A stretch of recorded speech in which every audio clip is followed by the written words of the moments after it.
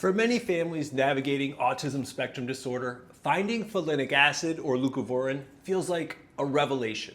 You start it hoping for better verbal communication, and oftentimes we do see that happen.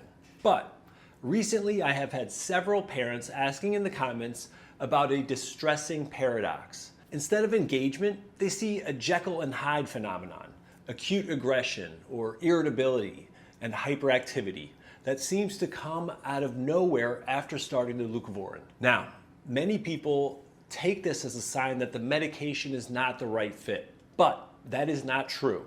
Here's the nuance.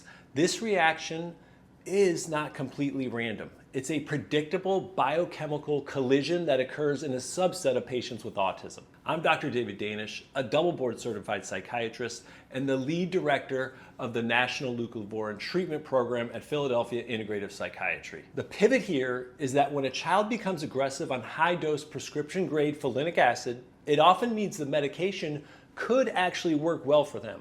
It is simply driving the brain's metabolic pathways too hard, too fast for the regulatory systems to handle.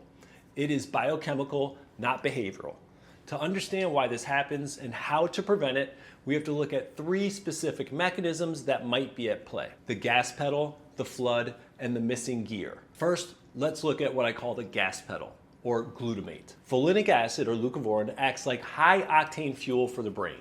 It pushes the go button. However, a subset of children with autism have a pre-existing imbalance where they cannot make enough of the stop signal in the brain, and that's known as GABA. When you introduce high doses of folinic acid, you are effectively pressing the gas pedal to the floor. If their brain cannot convert that extra energy into calming GABA fast enough, the result is what we call excitotoxicity, a state where the child is wired, bouncing off the walls, or in constant panic mode. Second, we have the dopamine flood.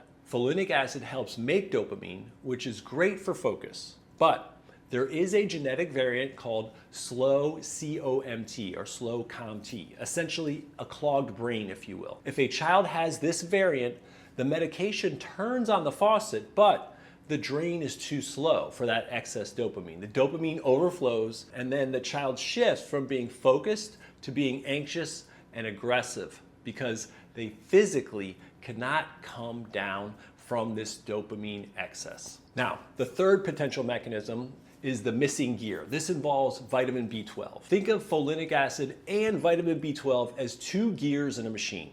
If your child is low on B12, the folinic acid gets trapped and the gears grind to a halt. This is often when we see regression or agitation. But in my practice, we rarely see these side effects become a deal breaker for our patients. In fact, less than about 1 in 100 of our patients have to stop due to irritability. That is because we pre-grease the gears by front loading with vitamin B12, and then we use a very slow titration approach when it comes to the leucovorin dosing. If these side effects still show up, we can also use other agents as rescue agents. So magnesium bisglycinate acts as brakes to calm the nerves. For acute rage, we sometimes use as needed niacin or nicotinic acid, which acts as an emergency sponge to soak up excess chemicals. Because safety depends on getting the numbers right, I cannot cover every variable here.